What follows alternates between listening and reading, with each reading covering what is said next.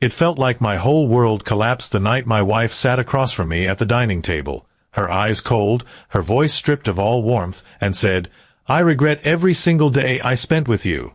I made our marriage open." At first, the words didn't even register. My mind refused to connect the pieces, because for years I thought we were building something together, something real. But in that moment, it became clear that what I believed in was nothing more than an illusion she had let me live in. We had been married for 12 years, and I thought we had weathered storms together. I remembered nights when we had no money, but we still laughed over cheap takeout. I remembered her holding my hand when my father passed away, whispering promises that we would face everything together. Those memories came rushing back like waves, only to be drowned out by the bitterness in her voice as she confessed that none of it had truly mattered to her. I asked her what she meant by open marriage, even though deep inside I already knew the answer. She didn't flinch when she said she had been seeing other men, multiple men, for months. Her justification? She wanted to feel alive again. She said being with me made her feel stuck, like she was wasting her best years. And the cruelest part was the way she looked at me, like I was a burden she had been forced to carry. I sat in silence, unable to breathe properly.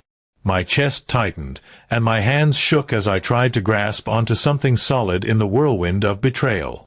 I asked her if she had ever loved me at all, and she smirked, actually smirked, and said, "Maybe in the beginning. But not for a long time." It felt like she had stabbed me, twisting the knife with every word. The next few days were torture. Every time I looked at her, I saw a stranger. She no longer hid her phone, because she didn't care if I knew she was texting other men. She would get dressed up, put on the perfume I once bought her, and leave the house without even pretending to give me an explanation. The bed we once shared became a place of silence and distance, and I lay awake night after night wondering where I had gone wrong. I questioned myself constantly. Was I not good enough? Was I too boring, too predictable, too plain for her? I worked hard to provide for us, thinking I was giving her stability and love, but apparently she wanted excitement and chaos. And instead of talking to me, instead of trying to fix what was broken, she chose to betray me and destroy everything we built. One evening, I confronted her again, hoping that maybe there was still a shred of love left in her. But she looked at me with pity and said, "You just don't get it. Life is short, and I refuse to waste it on someone who doesn't excite me anymore." The cruelty of that statement shattered whatever little hope I had left. She didn't just cheat, she erased our entire history as if it meant nothing. Friends and family noticed the change in me. I lost weight, stopped smiling, and avoided gatherings because I couldn't bear to explain what had happened.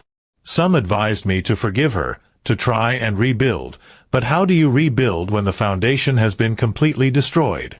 How do you forgive someone who doesn't even think they've done anything wrong? Eventually, I realized I had two choices: continue to live in the ruins of her betrayal or walk away with whatever dignity I had left. Leaving wasn't easy. Every corner of the house reminded me of our past, the laughter, the arguments, the quiet mornings.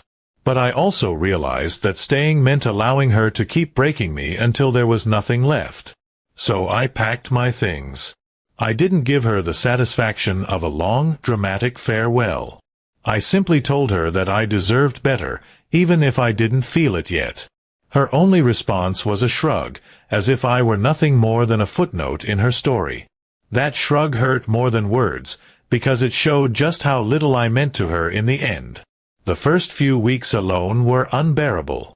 The silence was heavy, and the memories haunted me. But slowly, I began to breathe again. I started reconnecting with old friends, picking up hobbies I had abandoned, and remembering who I was before her. Each day, the pain lessened just a little bit, and I began to see that her betrayal said more about her emptiness than about my worth. Now, looking back, I realize that her confession, though devastating, set me free. I see now that love should never feel like regret, and marriage should never be a prison.